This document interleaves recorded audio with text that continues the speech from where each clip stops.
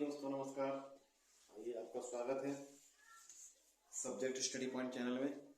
जैसा कि आपको पहले बता चुका हूँ कि मैं बोर्ड की दृष्टि से बोर्ड को मद्देनजर रखते हुए आपकी इम्पोर्टेंट जो मैं मुख्य बिंदु हैं, टॉपिक हैं, उनकी तैयारी करा रहा हूँ। तो आज मैं लेकर आया हूँ दर्पणों से बनने वाले प्रतिबिंब, कैसे प्रतिबिंब बनाए जाते हैं। गोलीय दर्पणों से प्रतिबिंब बनाने के क्या क्या नियम होते हैं, उन नियमों की हम आज चर्चा करेंगे। टाइम ज़्यादा लगता था इसलिए मैंने आज पहले लिखकर तैयार रख लिया, केवल समझाना है आपको। प्रतिबिंब बनाने के लिए दर्पण हमारे दो प्रकार के होते हैं, गोलीय दर्पण, समतल दर्पण। गोलीय दर्पण किसी गोले का कटा हुआ वह भाग होता है जिसकी एक सतह पर पॉलिश कलाई करके दूसरी सतह को परावर्तक बना दिया जाता है। समतल दर्पण एक प्लेन एक पट्टी का, कांच की पट्टी का कटा हुआ भाग होता है। तो गोलीय दर्पण दो प्रकार के होते हैं, अवतल दर्पण, उत्तल दर्पण। अवतल दर्पण उत्तल दर्पण द्वारा बनने वाले प्रतिबिंब। तो प्रतिबिंब बनाने के लिए तीन नियम होते हैं जो हम प्रतिबिंब बनाते हैं किसी दर्पण से। प्रतिबिंब जब वस्तु किसी दर्पण के सामने रखी जाती है तो उसकी एक आकृति बनती है जहां प्रकाश अवरोधक मानता है, तो उसकी एक इमेज बन जाती है, जिसे इमेज का वर्ड है उसे हम प्रतिबिंब कहते हैं।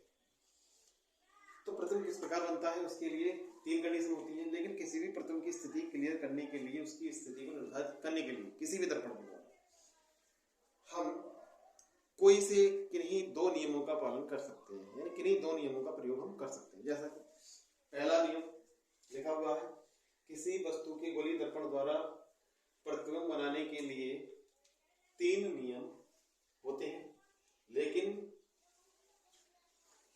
प्रतिबिंब की स्थिति निर्धारित करने के लिए किन्हीं दो नियमों का प्रयोग किया जा सकता है।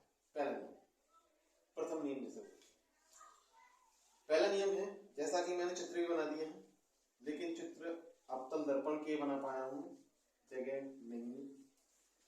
जैसा अवतल है वैसा ही उत्तल होगा, समझा दूंगा। पहला नियम, मुख्य अक्ष के समांतर। मुख्य अक्ष किसी भी दर्पण को उसके वक्रता केंद्र दर्पण के ध्रुव P से मिलाने वाली रेखा जो होती है वो दर्पण का ध्रुव दर्पण की मुख्य अक्ष कहलाती है। PC की जो आधी दूरी होगी, यानी PC का जो मध्य बिंदु होगा वो आपका फोकस कहलाता है। तो कहने का मतलब यह मुख्य अक्ष के समांतर, जो मुख्य अक्ष के समांतर चलेगी, जो प्रकाश की किरण मुख्य अक्ष के समांतर चलेगी वही आपतित किरण कहलाएगी। तो दर्पण के परावर्तित होकर परावर्तित किरण बन जाएगी, तो जो परावर्तित किरण निकलेगी तो उसके फोकस से होकर निकल जाती है। मुख्य अक्ष के समांतर चलने वाली प्रकाश किरण परावर्तन के पश्चात दर्पण के मुख्य फोकस से होकर जाती है। अवतल दर्पण ऐसा अवतल दर्पण होता है, लेकिन उत्तल में क्या होता है, फोकस से आती हुई प्रतीत होती है। उत्तल ये बनेगा तो किरण जो होगी इस तरह से जाती हुई दिखाई देगी, उत्तल दर्पण।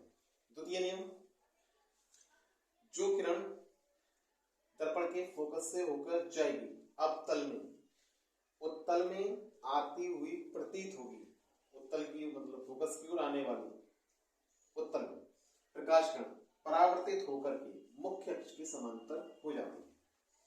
तृतीय नियम, दर्पण के कोई भी दर्पण हो उसके वक्रता केंद्र से एक तो जाने वाली या उससे होकर आने वाली, दोनों स्थितियों में जब दर्पण से वो किरण टकराएगी तो परावर्तित होकर के उसी मार्ग से वापस लौट जाएगी जिससे कि वो आई है। अर्थात प्रकाशिक केंद्र जो उसका केंद्र होगा, वक्ता केंद्र, उससे आती है और परावर्तन होकर उसी मार्ग से वापस लौट जाती है। पहला नियम जैसे कि चित्र में दर्शाया गया है, मुख्य अक्ष के समांतर चलने वाली, मुख्य अक्ष के समांतर आई, अवतल दर्पण से जैसे ही टकराई परावर्तित हुई, फोकस से होकर निकल जाती है। दूसरी स्थिति में दूसरा नियम, फोकस से होकर जाती है, परावर्तन के पश्चात मुख्य अक्ष के समांतर हो जाती है। तीसरी स्थिति में वक्रता केंद्र से होकर जाती है और परावर्तन के पश्चात उसी मार्ग से वापस लौट जाती है। अवतल दर्पण, उत्तल दर्पण।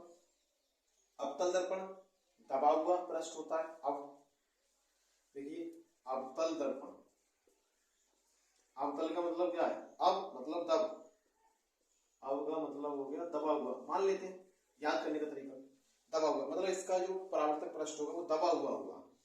उत्तल, उत्तल का मतलब होता है ऊ का मतलब उभरा हुआ।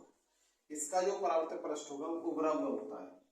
इसका इस तरह से बनता है, पॉलिश इस साइड में होगी तो ये उभरा हुआ इसका पृष्ठ होगा, उभरा हुआ इसका परावर्तक पृष्ठ होगा। उत्तल का अवतल का दबा हुआ पृष्ठ होगा परावर्तक। थैंक यू दोस्तों, आपके लिए इतना ही।